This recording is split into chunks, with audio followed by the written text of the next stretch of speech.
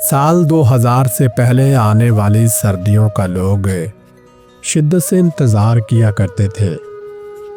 تب ٹیکنالوجی عام نہیں ہوئی تھی، گھر گھر موبائل فون نہیں تھے، انٹرنیٹ ہر کسی کی دسترس میں نہ تھا۔ اس دور میں سردیاں لوگوں کے مل بیٹھنے کا ذریعہ بھی ہوتی تھیں۔ دیہاتوں میں کسی ڈیرے پر رات کے کھانے کے بعد لوگ جمع ہو جاتے تھے، درمیان میں آگ جلائی جاتی، دن بھر کی باتیں ڈسکس کی جاتی تھی، ایک دوسرے کے دکھ درد اور خوشیاں بانٹی جاتی تھی۔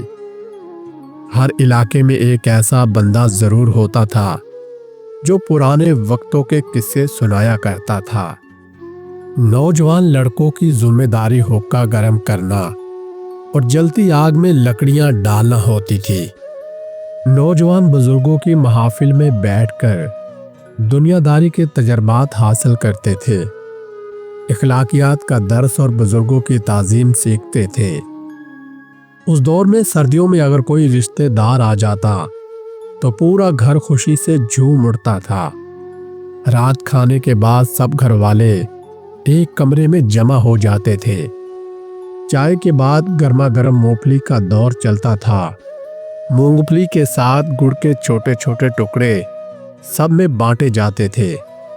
بزرگ، جوان، بچے سب اس محفل کو بہت انجوائے کرتے تھے۔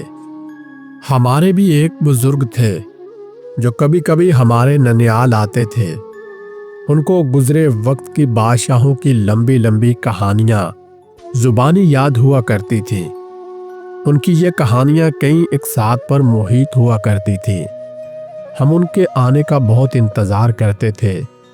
وہ جب کہانی سناتے تو ہمیں یوں لگتا تھا جیسے ہم وہ کہانی سن نہیں بلکہ دیکھ رہے ہوں۔ ہمارے وہ بابا اپنے پاس ہر وقت ریوڑیاں اور ٹافیاں رکھتے تھے، ہمیں لکڑی کا گھوگھو گھوڑا بنا دیتے تھے۔ اس دور میں قیمتی کھلونے اور ویڈیو گیمز لینا ہماری حیثیت سے باہر تھے۔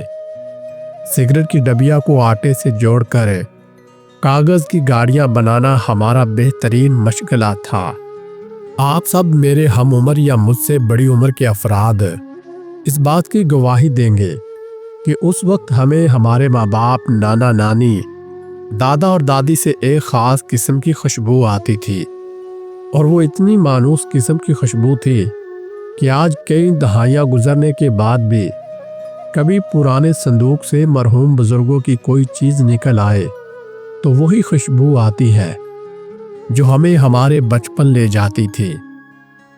سردیاں اب بھی آتی ہیں، پہلے جیسی آتی ہیں، مگر اب سردیاں پہلے جیسی سادگی، خلوص اور محبت کے بغیر آتی ہیں۔ اب مل بیٹھنے کے باوجود بھی ہم تنہا ہوتے ہیں۔ 10 لوگوں کی محفل میں مکمل خاموشی ہوتی ہے، کیونکہ سب کی نظریں اور دل موبائل پر مرکوز ہوتے ہیں۔ رشتوں میں خلوص کی جگہ حسد، بغض اور اناد نے لے لی ہے۔ اب لکڑیوں کی جگہ دل جلتے ہیں، حقے کا پانی خشک ہو چکا ہے، کیونکہ بزرگوں کے لیے آگ جلانے والے رزق کی تلاش میں گاؤں چھوڑ کر پردیس میں جا بسے ہیں۔